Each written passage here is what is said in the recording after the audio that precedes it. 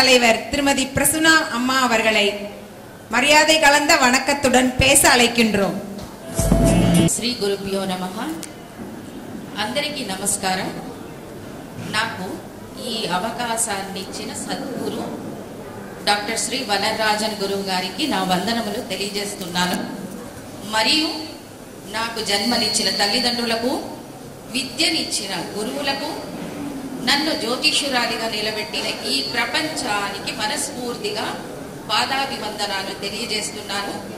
తర్వాత ఇక్కడికి విచ్చేసిన జ్యోతిష మిత్రులకు, ఆప్తులకు ధన్యవాదాలు తెలుపుతున్నాను. నా పేరు మంచి ప్రసూన. నేను ఆంధ్రప్రదేశ్లో జన్మించాను. నా మాతృభాష తెలుగు.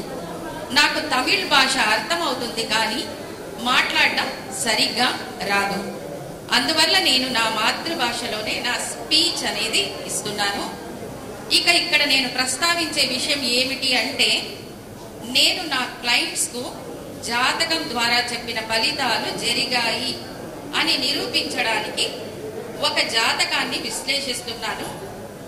ఇది ఒక అమ్మాయి జాతకం. ఈ జాతకం 5 months బిఫోర్ రాహు దశ కేతుముక్తి జరిగే సమయంలో నా దగ్గరికి వచ్చింది. ఈ అమ్మాయి జన్మించిన నక్షత్రం భరణీ నక్షత్రం, మేషరాశి, కటక లగ్నంలో జన్మించింది.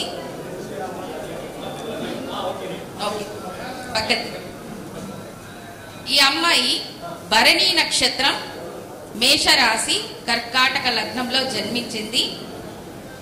ఈ లగ్నానికి 11వ స్థానమైన వృషభంలో రాహువు ఉచ్చ స్థానంలో ఉండి చంద్రుడి నక్షత్రంలో ఉండి దశ నడుపుతున్నారు. సో ఆ సమయంలో ఈ జాతకం నా దగ్గరికి వచ్చింది.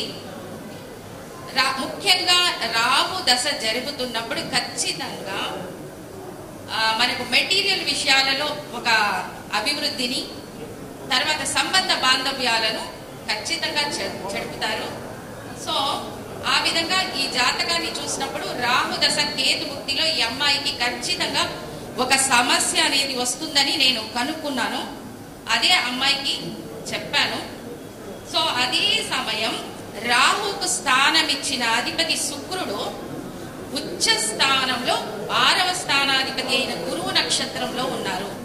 సో అక్కడ బాధకాధిపతి అయిన శుక్రుడు ఉచ్చ స్థానంలో ఉండడం వల్ల వైవాహిక జీవితంలో సమస్యలు అనేటివి కూడా ఉంటాయి అని నేను చెప్పాను. సో అదే సమయం మన కేపీ స్టెల్లర్ ఆస్ట్రాలజీ ప్రకారం చూస్తే రాహు 4, 10, 12 స్థానాలకు ఉపనక్షత్రంగా వచ్చి తానున్న నక్షత్రం ద్వారా 3, 9 స్థానాలకు కనెక్ట్ అయ్యారు. అప్పుడు రాహువు 4, 10, 12 స్థానాలకు ఉపనక్షత్రంగా రావడం వల్ల IT field jobs, economical growth అన్ని ఇచ్చి మార్పు పగది అంటే ఛాతీ పక్క భాగంలో ఒక సమస్య అనేది ఆ అమ్మాయికి ఇచ్చారు. అదే విధంగా ఆ తర్వాత శుక్రుడు 5, 8, 11 స్థానాలకు ఉపనక్షత్రంగా వచ్చి తానున్న నక్షత్రం ద్వారా 4, 6, 8, 10, 12 భావాలకు సంబంధించిన ఫలితాలను ఇస్తారు. ముఖ్యంగా శుక్రుడు 8వ భావానికి ఉపనక్షత్రంగా రావడం వల్ల స్టమక్కు సంబంధించిన సమస్యలు, కిడ్నీకి సంబంధించిన సమస్యలు వస్తాయి. కాబట్టి జాగ్రత్తగా ఉండమన్నాను. నేను చెప్పిన విధంగానే వీళ్లకు రాహు దశ, శుక్రభుక్తి, శుక్ర అంతర, చంద్ర సూక్ష్మంలో కిడ్నీలో స్టోన్స్ అనేవి ఏర్పడి లేజర్ చికిత్స ద్వారా అది రిమూవ్ చేయడం జరిగింది. సో ఈ విధంగా రాబోయే సమస్యలను, మంచి విషయాలను ముందుగానే గ్రహించి చెప్పామంటే మన దగ్గరికి వచ్చిన క్లయింట్స్ కు ఒక మంచి అభిప్రాయం, నమ్మకం అనేది ఏర్పడుతుంది.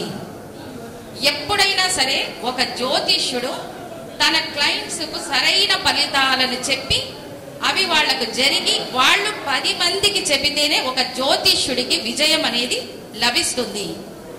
సో జ్యోతిష్యం అనేది భావకారకత్వాలను, గ్రహకారకత్వాలను మనం ఏ మేరకు లోతుగా గ్రహించి జ్యోతిషంతో ప్రయాణిస్తామో అంత జ్ఞానం మనకు లభిస్తుంది. ముఖ్యంగా మనం చూసేదంతా జ్యోతిషం అనే అనుభూతిని పొందాలి. అలా అనిపిస్తేనే జ్యోతిషం అనేది వస్తుంది.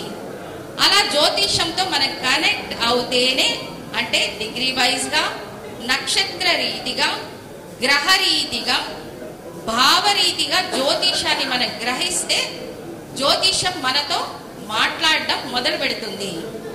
జాతకం చూసిన వెంటనే మన అతీంద్రియ శక్తి వాళ్ళ సమస్య ఏమిటో చెబుతుంది. కాబట్టి మనం అంత మేరకు జ్యోతిషాన్ని ప్రేమించాలి. సో జ్యోతిషం అనేది మనకు ప్రపంచం ఇచ్చిన గొప్ప వరప్రసాదం.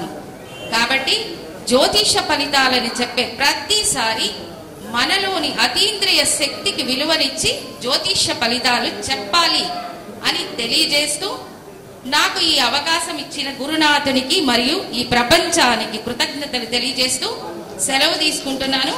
ధన్యవాదాలు. Thank you sir.